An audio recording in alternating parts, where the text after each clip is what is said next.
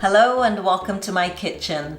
In this video, I'm going to show you how to make thepla, which is a delicious spicy flatbread that goes really well with a hot cup of chai. It goes well with dinner, or you can have it as a snack, hot or cold. It's really good. And this recipe comes with some wonderful tips from my mother-in-law, from my Chandrika auntie, and from my Jasuba. So thank you ladies for all your tips. Let's get cooking. You'll need 2 cups or 300 grams of chapati flour, 2 tablespoons or 15 grams of chickpea flour or besan, 2 tablespoons or 15 grams of Juwar flour or sorghum. Now if you don't have this flour, you can just add 2 more tablespoons of chapati flour. 2 tablespoons of fenugreek leaves, which I finely chopped up, and this is frozen fenugreek leaves. 3 tablespoons of finely chopped coriander. Now you want to make sure that you chop both of these up very finely, otherwise they'll stick out when you're rolling the thepla. 2 teaspoons of ground up or finely chopped green chilies, and this is about 2 green chilies.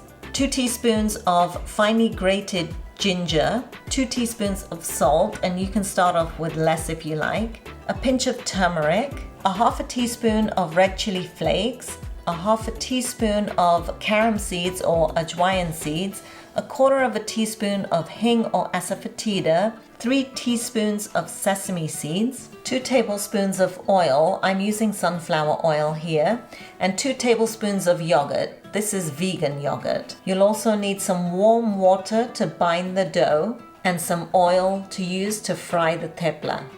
Now all these ingredients are listed out on my website milhan.com. The first thing to do is to mix all the ingredients in a bowl except the water. So I'm just going to add all the dry ingredients first and mix that in, and then add the oil and the yogurt and mix that in. And then slowly use the warm water to make a dough, but make the dough stiff, because as we let it rest, it's gonna loosen up a little bit and soften.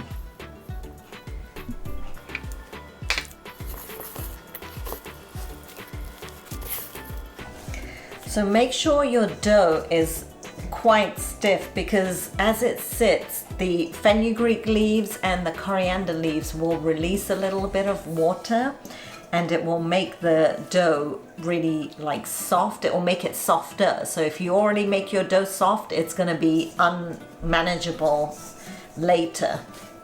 And if you actually want to taste the mixture before, like, you know, to make sure that your seasonings are correct, the time you do that is after you've added the oil and the yogurt to the flour mixture. You're just going to add a little bit of water to a little bit of the dough mixture and then taste it. And then at that point, if you want to add more chili flakes or whatever you want to add it at that time, because that little bit of dough that you've mixed with the water will tell you what the thepla will kind of taste like once they're cooked.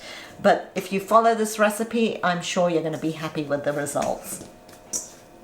Okay, so my dough has come together very nicely, and I'm just going to use a little bit of the oil that I've put on the side for cooking to just kind of cover the dough so that it doesn't dry out.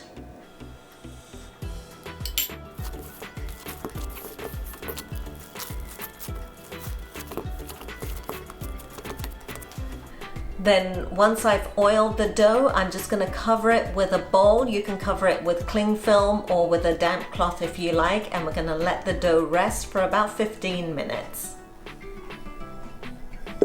So my dough's been sitting here for about 20 minutes, and I'm going to get ready to make the balls. And I'm going to make them slightly larger than a handful. So the consistency of my dough is just perfect, and I'm glad I didn't add too much water. I actually ended up adding about half a cup of warm water to make the dough. So we're just going to make the balls slightly bigger than my roti balls, because I am going to roll these slightly thicker than my roti. So you can see that my hand is not closing there, and that's what I'm looking for.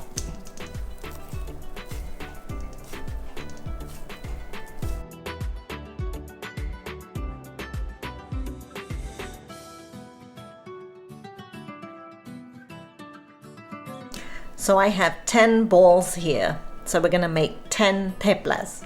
So I have my cast iron griddle here because I'm gonna cook my thepla on a cast iron griddle. This way they come out really nice and crisp. So if you have one, use your cast iron griddle. If you don't have a cast iron griddle, then go ahead and use a frying pan, it'll work.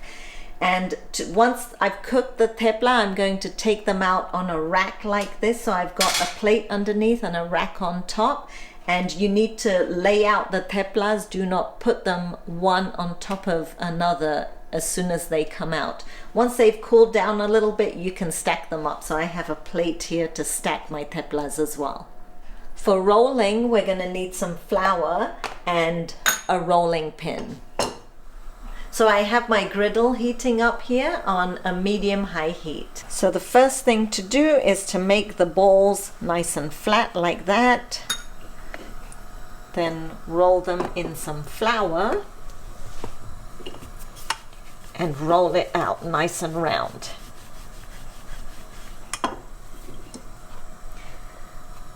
Now, if you cut your coriander and your fenugreek like fairly thick, your thepla will not come out round. They'll have all these edges on them, so make sure you cut them nice and fine. And the red chili flakes give a nice little color to the theplas as well. So you can see the red chili flakes sticking out here. And that was a tip my mother-in-law gave. So here I have one thepla rolled out, and it's thicker than roti for sure. It's about 2 to 3 millimeters thick.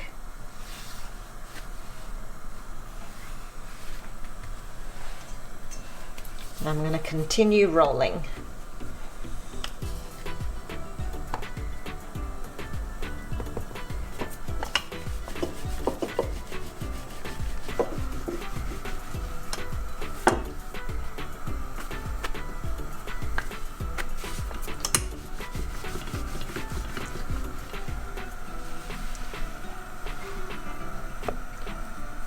So my griddle's been heating up for about 5 minutes, and I'm going to throw on my first thepla.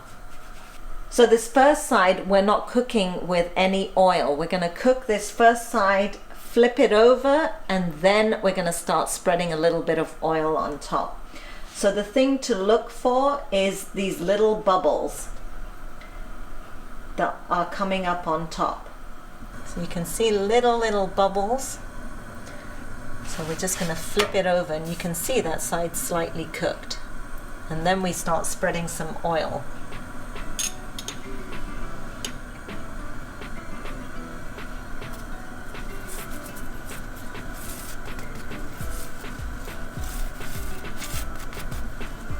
Then for this next flip, you're going to need a spatula. So you just want to lift it and make sure you can see some brown spots on the other side. And they're coming. I'm going to let it cook a little bit more. But with the thepla, you're only going to flip it 3 times. You're not going to flip it more than 3 times. Okay, so now that's cooked there. Now I'm going to flip it, and we're going to put some more oil on this side as well.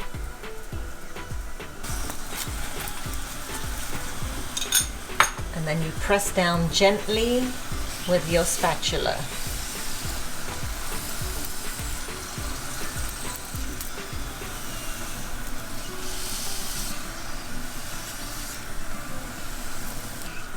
And then go ahead and flip it, and this is the last flip now. After this, we're going to remove it.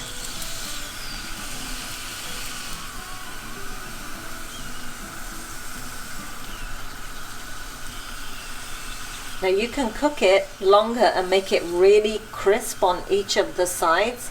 It just depends on your taste. Alright, so this is ready, and I'm going to remove it to my griddle.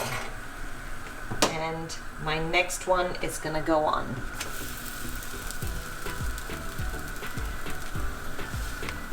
can see these bubbles, and you can see smaller bubbles. You'll be able to tell the difference. So I'm going to flip it over and let it cook.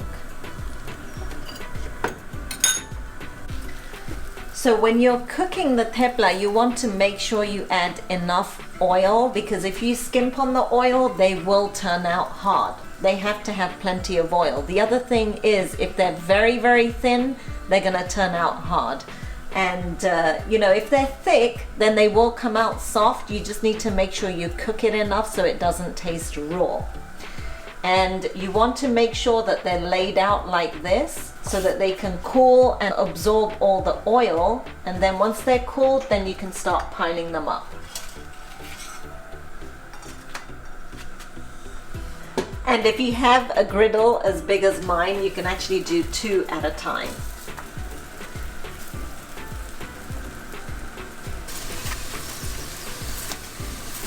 With a spoon, you can control the amount of oil you're using, and you can use a spoon to spread it on.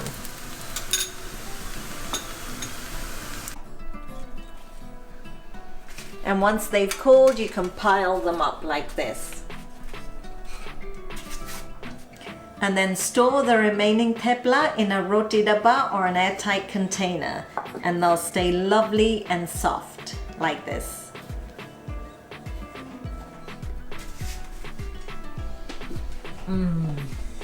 I hope you guys enjoyed watching this video, and I'll see you again soon for some more cooking inspiration.